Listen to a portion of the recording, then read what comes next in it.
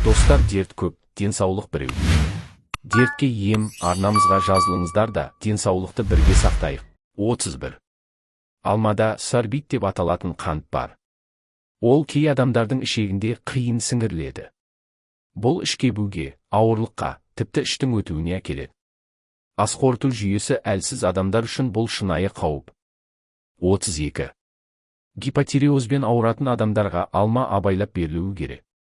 Себебі құрамындағы кей заттар қалқанша бездің жұмысын баяулатуы мүмкін. Тек пісірілген, өңделген түрі жарамды. 33. Кейбір адамдарда алма тұқымында кездесетін амигдалин улы зат ретінде әсер етеді. Көп мөлшерде жесе улануға себеп болады. Сондықтан алма дәнін шайнауға мүлде болмайды. 34. Салмақ тастап жүргендер көбіне алма жейді. Бірақ асқазан қышқылдығы жоғары адамдарда бұл кері әсер береді. Аштықты күшейтеді, қышқылдықты арттырып, асқазанды шаршатады. 35. Алма табиғи өнім, бірақ қазіргі алмалар жиі будандастырылған, құрамында табиғи емес қант, флавоноид мөлшері тым көп. Бұл ағзасы сезімтал жандар үшін шок. 36.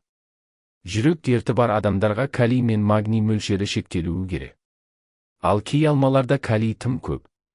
Бұл жүрек ырғағына кері әсер етуі мүмкін. 37. Кей адамдарда алма мен жаңғаққа бірлескен аллергия болады.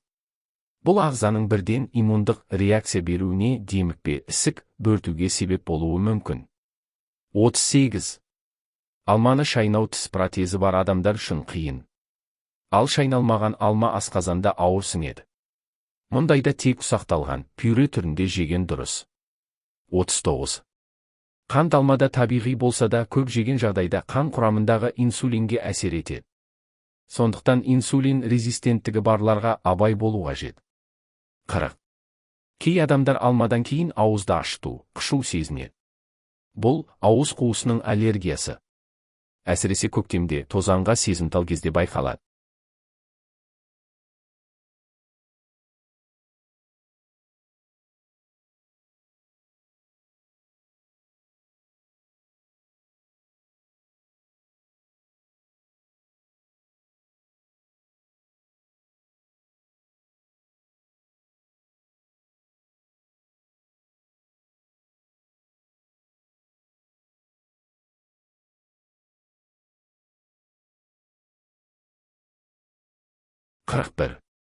Алма қабығында пестицид іздері көп болуы мүмкін. Ол ішек флорасын бұзып, иммунитетті әлсіретеді. Әсіресе бауыр мен ішек проблемасы барларға зиян. 42. Кейбір адамдар бала кезден алмаға төзімсіз болып өседі. Бұл генетикалық ерекшелік. Ондай адамдар алма жесе, жүрек айнып, бас айналуы мүмкін. 43. Іш қатумен ауыратын адамдарға кей алмалар пайдалы емес. Себебі кей сорттардағы клетчатка керісінше ішекке жабысып қозғалысты тежейді. 44. Тамақ ішкен соң бірден алма жеу ақуыздың сіңуіне кедергі келтіреді. Нәтижесінде тамақ толық қорытылмай, іште ашу, кебу, жайсыздық болады. 45. Кей адамдарда алма жеу кезінде бет терісінде безеу пайда болады. Бұл бауыр арқылы улы заттардың шықпауы салдарынан болатын белгі. 46. Алманы жеп отырып сумен ішу, асқазан сөлін әлсіретіп, тағамды толық қорытпауға алып келеді. Бұл көп таралған қате әдет. 47.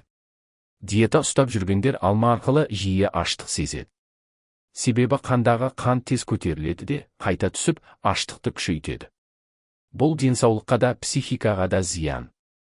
48. Кейбір алма шырындары табиғи емес, концентраттан жасалған.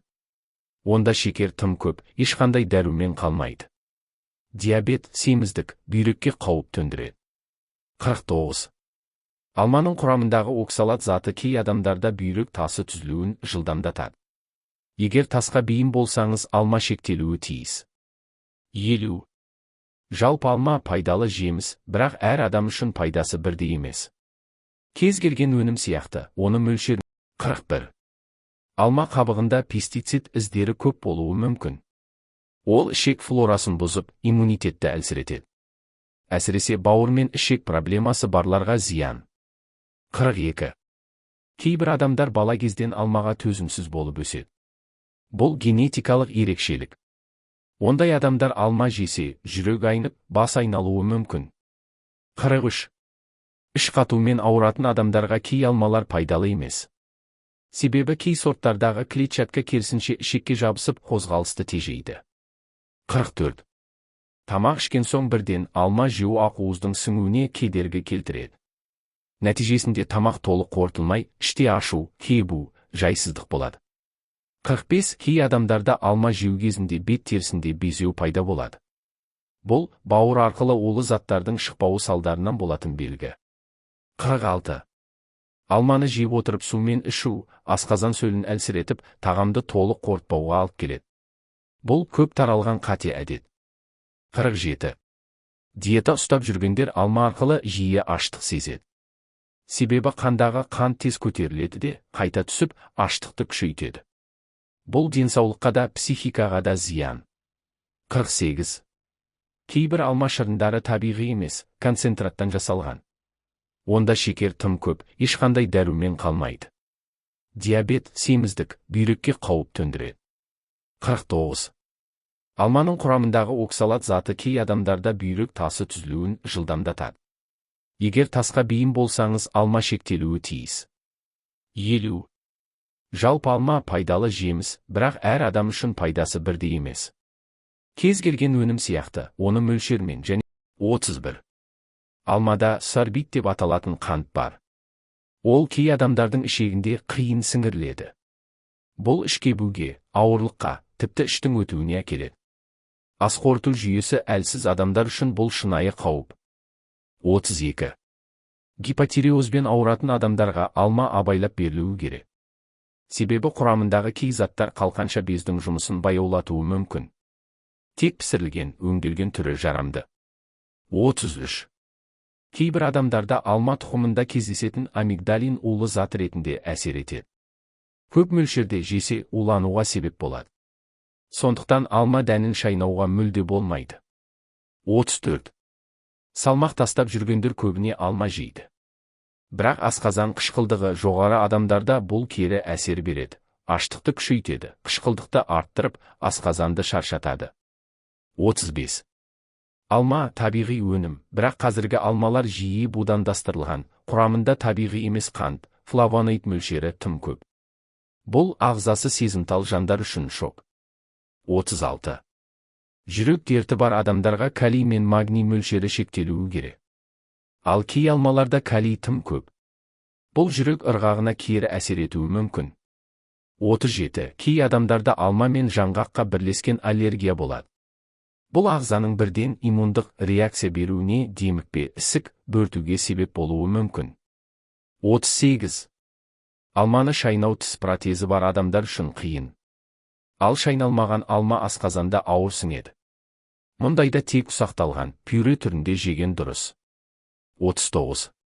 Қант алмада табиғи болса да көп жеген жағдайда қан құрамындағы инсулинге әсер етеді. Сондықтан инсулин резистенттігі барларға абай болу қажет. 40. Кей адамдар алмадан кейін ауызды ашыту, қышу сезінеді. Бұл ауыз қуысының аллергиясы. Әсіресе көктемде тозаңға сезімтал кезде байқалады. 41. Алма қабығында пестицид іздері көп болуы мүмкін. Ол ішек флорасын бұзып, иммунитетті әлсіретеді. Әсіресе бауыр мен ішек проблемасы барларға зиян. 42. Кейбір адамдар бала кезден алмаға төзімсіз болып өседі. Бұл генетикалық ерекшелік. Ондай адамдар алма жесе, жүрек айнып, бас айналуы мүмкін. 43. Іш қатумен ауыратын адамдарға кей алмалар пайдалы емес. Себебі кей сорттардағы клетчатка керісінше ішекке жабысып, қозғалысты тежейді. 44. Тамақ ішкен соң бірден алма жеу ақуыздың сіңуіне кедергі келтіреді.